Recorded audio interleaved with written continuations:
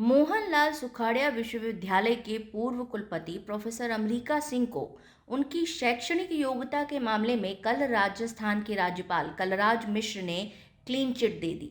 इससे पहले प्रोफेसर सिंह को सीकर में गुरुकुल के मामले में भी क्लीन चिट राज्यपाल ने दे दी थी और उनके निलंबन को गलत बताते हुए पूरे कार्यकाल का वेतन देने का आदेश सुखाड़िया विश्वविद्यालय को दिया था। इस क्लीन चिट के बाद उदयपुर ही नहीं पूरे राजस्थान और देश भर के शिक्षाविदों में एक लंबी बहस चल पड़ी है कि किस प्रकार से एक शिक्षक को शिक्षकों की एक लॉबी राजनेताओं के साथ मिलकर अपने लाभ के लिए न सिर्फ परेशान करती है बल्कि उसका शैक्षणिक अस्तित्व कहीं मिटाने पर आमदा हो जाती है। पूर्व कुलपति प्रोफेसर सिंह की कहानी भी कुछ ऐसी ही है। यहाँ सुखाड़िया विश्वविद्यालय में ज्वाइनिंग के बाद जब प्रोफेसर सिंह ने ताबड़तोड़ तरीके से बरसों से रुके हुए फैसलों को अंजाम तक पहुंचाया, सैकड़ों नवाचार किए, नए कोर्सेज शुरू किए, कई नई फैकल्टी शुरू करवाई तथा नर्सिंग जैसे क्षेत्रों में विश्वविद्यालय का विस्तार किया, तो यह एक लॉबी को खटक गया। इस बीच जब कुलपति को पता चला कि बरसों से विश्वविद्यालय की चंपा बाग की जमीन पर कब्जा हो गया था, तो उन्होंने वहां भी सीधे सीधे स्थानीय नेताओं से मोर्चा ले लिया। मगर शायद उन्हें यह नहीं पता था कि नेताओं और जमीनों की दलाली की दुनिया में पार्टी पॉलिटिक्स से परे जाकर लोगों का ऐसा फोकस काम करता है जो अपने रास्ते में आने वाली हर बाधा को नेस्तो नाबूद कर देने में विश्वास करता है। प्रोफेसर सिंह जैसे जैसे चंपाबाग मामले में आगे बढ़ते गए, राजनीति उनका पीछा करने लगी। अंदर खाने भी शिक्षाविदों की एक लॉबी उनके खिलाफ सक्रिय हुई और उनके हर फैसले की स्क्रूटनी और स्कैनिंग शुरू कर दी गई।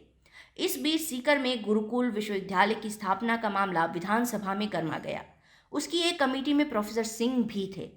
ऐसे में ब्यूरोक्रेसी ने तत्काल उच्च स्तर पर प्रोफेसर सिंह को निपटाने के लिए निलंबन का खेल खेला।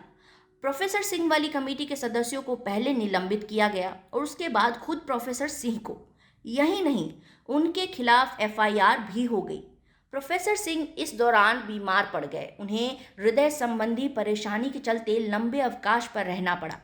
उनके अवकाश के दौरान भी कई गॉसिप स्टोरीज प्लान की गए। नए मुहावरे गढ़े गए कि कभी भी प्रोफेसर सिंह जैसी गलती मत करना। मगर जब जांच राजस्थान के राज्यपाल कलराज मिश्र की चौखट पर पहुंची तो दूध का दूध और पानी का पानी हो गया। आरोप झूठे निकले। राज्यपाल ने पिछले महीने ही उन्हें दोष मुक्त करते हुए उनके निलंबन को गलत बताया और पूरे कार्यकाल का वेतन देने का आदेश सुखाड़िया विश्वविद्यालय को दे दिया। इससे न सिर्फ ब्यूरोक्रेसी सत्ते में आ गई बल्कि राजनीति की एक पूरी जमात को ही सांप सूंघ गया।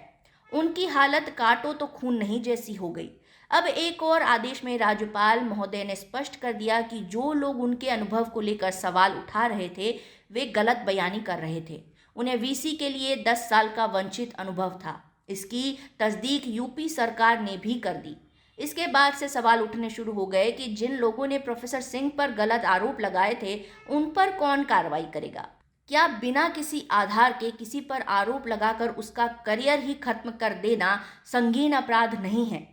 सवाल यह भी है कि क्या मेवाड़ में ऐसा कोई नेता है जो उनके उठाए चंपा बाग के मुद्दे को अंजाम तक ले जा सके? हाल ही में जब नाथद्वारा में एमएलएसयू के एक्सटेंशन कैंपस का उद्घाटन हुआ तब मंच से राज्यपाल महोदय ने कई बार पूर्व वीसी प्रोफेसर सिंह को इसका श्रेय दिया, लेकिन कार्यक्रम में प्रोफेसर सिंह की मौजूदगी नहीं थी। प्रोफेसर सिंह ने हमें बताया कि उन्हें आत्मिक संतोष है कि वे सभी जांचों में निर्दोष साबित हुए हैं। मन में कोई मलाल नहीं है। जिन लोगों ने उनके साथ गलत किया उनके प्रति भी उनकी सहानुभूति है और वे उनके सुखद जीवन के लिए शुभकामनाएं दे रहे हैं ताकि जीवन में वे कभी किसी दूसरे के साथ ऐसा ना करें।